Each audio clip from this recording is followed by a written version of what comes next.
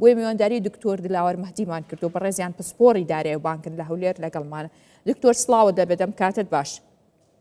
دکتۆر ئەم کەمبوونەوەی یەدەگا ئەوەی کە ئێستای یەدەگی بانقەکان کەم بۆتەوە واتە یەدەگی داواکرایان کەم بۆتەوە، ئەمە چ مەترسیەک دروستەکە لەسەر بانقەکە و لەسەر سیستەمی دارایی و بانکیش لە عێراقا؟ سڵاوەیەوە شەم کاتتان باش. مەترسێکی زۆر زۆر گەورەیە. بانقەکان وەکو کۆڵەکەی ئابووری وڵاتن، تەنها بزنسێک نین وەکو بزنسێکی ئەتیادی لەلایەن کەرتی تایبەتەوە بەڕێوە ببرێن. بە شێوەیەکی تۆڵ و تۆڵ گرێدراون بە تەواوی پەرفۆرمانسی ئابووری وڵاتەکەەوە. کاتێ بانکی مرکزی سەرکەوتوو نەبووە لەو حاڵەتانەیە و بەم شێوەیە یەدەگیان هاتوۆتە خوار و نەیانتوانیوە. هەمومان نەزانین کە بانقەکانی عێراق بەڕاستی وەکو بانک فانکشن ناکەن، ینی بە شێوەیەکی گشتی.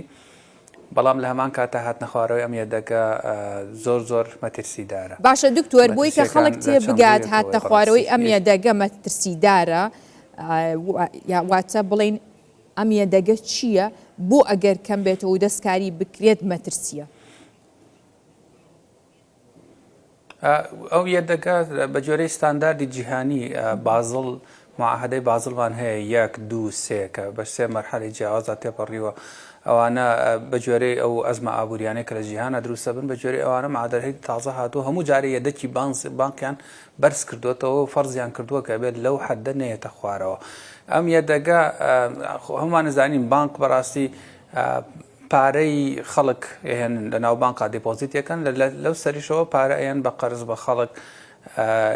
لە کاتێکا کە خاوەن پارەکانیانەوە داوای پارەکانیانەکەن، ئەگەر بانک لەو دەقەیە پارەی پێویستی بەردەست نەبێت بۆ ئەو ڕاکێشانی پارە لەلایەنە و هەموو مشتریەی کە هەیەی، ئەمە لێرەیە مۆزوعی سیولە دروستەکە، مشکلەی ئەزمەیەکی سیولەی زۆر زۆر گەورە دروستەکە. لەلایەکیکەوە کە یەدەگەکە نەهاتە خوار، ببوورە کە یەدەگەکە زۆر هاتبووە خوارەوە، ئەمە مەترسیەک دروستەکە، زعزایەکی اقتصادی دروستەکە کە خەڵک متمانەی بەم بانکانە نەمێنێت. باشە بانکی مرکزی سوڵک و سوڵتەیەکی تەنفیزی بانکی ناوەندی حاڵەتە بکات، چەندین ڕێکار و پلانی هەبوو بۆی کە لە ساڵی 2025 سیستمی بانکی بەهێز بکە و چەندین ڕێکاری گەورەی ئەکرد، چاکسازی تیا بکە، بەڵام ئەوە تایبینین ئەمە ئەنجامەکێتی بۆ هۆکاری چییە؟ سەرکەوتوو نەبوو. ساڵی 2025 عێراق بەناو عێراق و بە تەواوی ڕۆژهەڵاتی ناوەڕاست بە کۆمەڵی مەشاکیلی سیاسی زۆر قورسا تێپەڕین. بەڕاستی ئەوە تا ئێستا ئینتخابات کە تازە ئەنجام درراوە لە عێراق، ینی ئەمانە بەڕاستی بانکەکان و پەرفۆرمانسی بانکەکان لەژێر بە تەواوی لەژێر چاودێری بانکی مرکزیان نین. بەڕاستی ینی بامە واقعەکە ئێمە خۆمانی لێلا نین، ئەجنا وەکو قانون و وەکو باشەی لەژێر سەرپەرشتی و چاودێری کێدان دکتۆر پێویستە ئۆرگەنایزم بکە.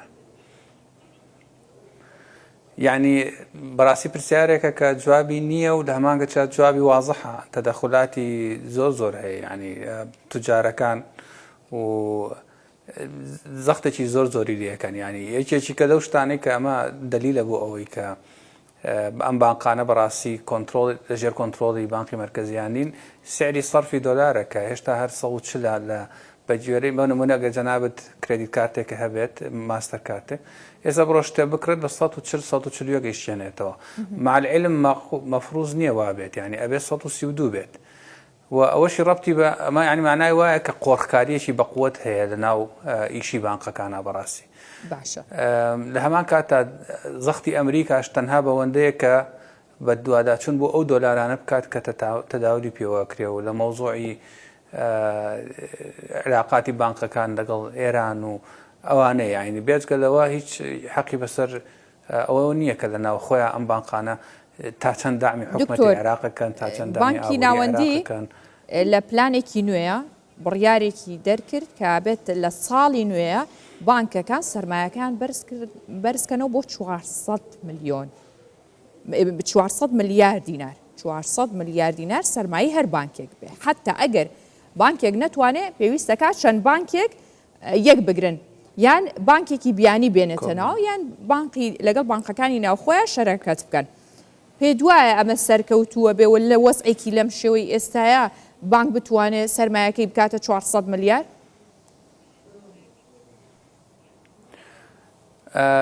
ئومێدم هەیە کە سەرکەوتوو بێت و هەنگاوێکی زۆر باشە، بەڵام عادەتەن لە مۆزۆی ئابووری و پێشببینیە لە وڵاتێکی وەکو عێراق بە سەراحەت من لە بواری زانستیەکەمەوە لێرەوە قساکەم بەڕاستی زۆر زەحمەتە کە پێشببینی بکرێت، بەڵام هەنگاوەکە هەنگاوێکی زۆر باشە و تا ڕادەیەکیش هەنگاوی بە بانکردنی تعاملاتی خەڵک و ڕۆژانەی خەڵک زۆر باش بەیانێکی لەو پرۆژانە کە زۆر باش و پرۆژەی هەژماری من بوو بەڕاستی خەڵکی تەواو تێکەڵی باشە. ئەو لایەنە باشانەی چییە کە تۆڵی هەنگاوێکی زۆر باشە و بۆ عێراقیش باشە بێت لە چ ڕوویەکەوە باشە بێت؟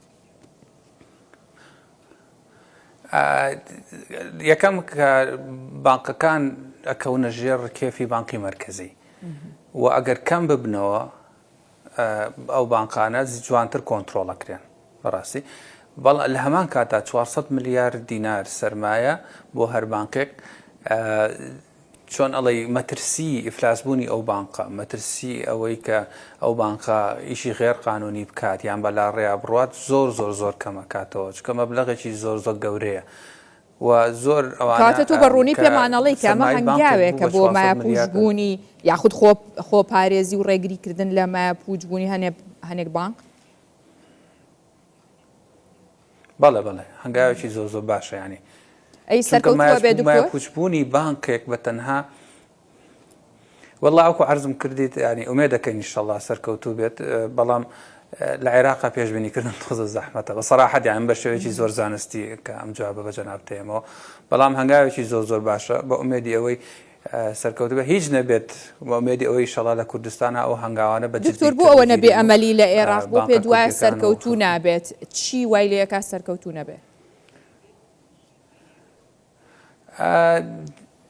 سراعاتێکی سیاسی زۆر هەیە و ڕگرێت درراوە بە توندی بە سراعاتی تەواوی ڕۆژهەڵاتی ناوەڕاستەوە. ئەمە یەک لەلایەکی کە داتا و پەرفۆرمانسی پێشوو ئەم شتانەمان پێڵێ، یعنی کە پێشتر ئەو هەموو خطە باشە هەبووە ئەو هەموو پلانە باشە و هەنگاوە باشە هەبوو سەرکەوتوو نەبوون و لە ئێستاشی لەگەڵ بێت، ینی بۆ نمونە ئیشی بانک تەنها بووە بە مۆزۆی سەیرەفە و ئەوانە ینی تابینکردنی دۆلار بە شێوەیەکی عام بێجگە لە کاندێک ئۆپەرێشنی ترکە هەیەە لەوەیە سەرکەوتوو نەبوون دوای چەند ساڵ، ینی لەبەرەوە نازانی ئایا لە هەنگاوی داهاتووە سەرکەوتووە بن یان نایانی.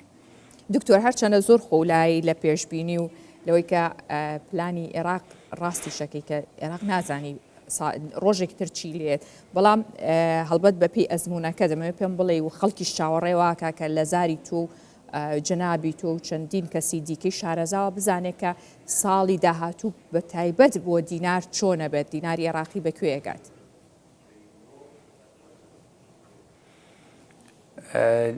دیناری عێراقی وەکو پێشببینی بەڕاستی هیچ شتێک لە ئارانیە کە بڵێ زۆر بەهاکەی داببەزێت. لە هەمان کاتا عێراق وڵاتێکی ئێستا یەدەکێکی باشی هەیە و لە ئەزمەیەکی مالیان نییە کە پەنا بۆ ئەو بەرێت کە دیسان بەهای دینار کەم کاتەوە. تەنها ئەو شتێک کە هەیە ئەگەر بانکی مرکزی بتوانێت کۆنتترۆڵی کات ئەو گاپە لە بینی سعری بازار و سعری بانکی مرکزیایە ئەوە قۆڕخارێکی گەورەیە لە ناو بانکەکانە ئەوەیان دروست کردووە، ئەگەر ئەوە کۆنتترۆل بکرێ بگرە باشتریشە بێت.